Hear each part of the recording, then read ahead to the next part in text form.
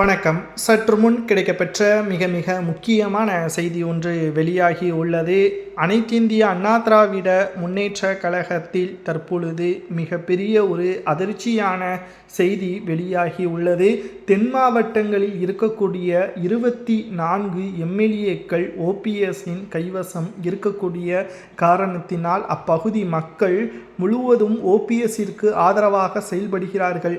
அதாவது ஓபிஎஸ்ஸின் ஆதரவு எம்எல்ஏக்கள் தற்பொழுது எடப்பாடியின் பக்கம் சென்றிருந்தாலும் அந்த தொகுதியில் ஓபிஎஸ்ஸின் பேச்சை கேட்டுத்தான் அதிமுகவின் எம்எல்ஏக்களுக்கு வாய்ப்புகளை வழங்கினார்கள். இரட்டை இலை சின்னத்தில் ஓட்டுக்களையும் செலுத்தினார்கள்.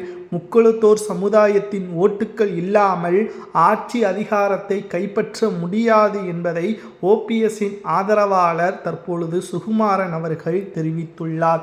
மேலும் வருகின்ற சட்டசபை தேர்தல் நடைபெறுவதற்கு இன்னும் 46 நாட்களே உள்ள நிலையில் ஓபிஎஸ் அவர்கள் தற்பொழுது யாருக்கு ஆதரவுகளை கொடுக்கிறாரோ அந்த கட்சி தான் வெற்றியடையும்.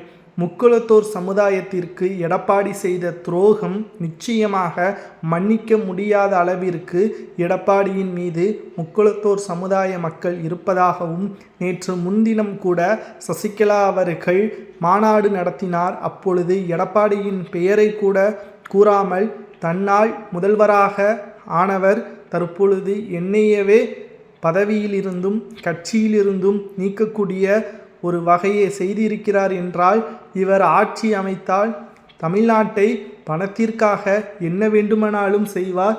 தமிழக மக்களின் பாதுகாப்பு உறுதி செய்யப்பட வேண்டும் என்றால் எடப்பாடி பழனிசாமி மட்டும் வெற்றி அடைந்துவிடக்கூடாது என்பதை அழுத்தம் திருத்தமாக சசிகலா அவர்கள் கூறியதும் குறிப்பிடத்தக்கது.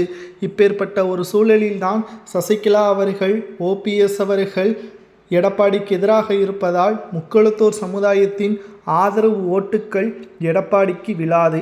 இதனால் சுமார் 20 முதல் 24 தொகுதிகளில் அதிமுகவின் எம்எல்ஏக்களாக இருக்கக்கூடியவர்களோ புதிய வேட்பாளர்களோ களத்தில் இறக்கப்பட்டால் தோல்வியே தான் தழுவார்கள். அந்த 24 தொகுதிகளிலும் ஓபிஎஸ் அவர்கள் யாரை வெற்றியடைய வைக்க வேண்டும் என்று நினைக்கிறாரோ அவர்கள்தான் வெற்றியடைவார்கள். இது யாருக்கு சாதகமாக மாறும் தெரியுமா?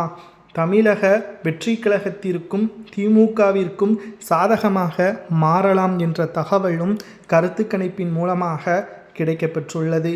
உங்களது கருத்துக்களை கூறுங்கள். ஓபிஎஸ் அவர்களுக்கு சாதகமாக தென் மாவட்ட மக்கள் இருக்கிறார்களா, எடப்பாடிக்கு சாதகமாக இருக்கிறார்களா என்பதை கமெண்டில் கூறுங்கள்.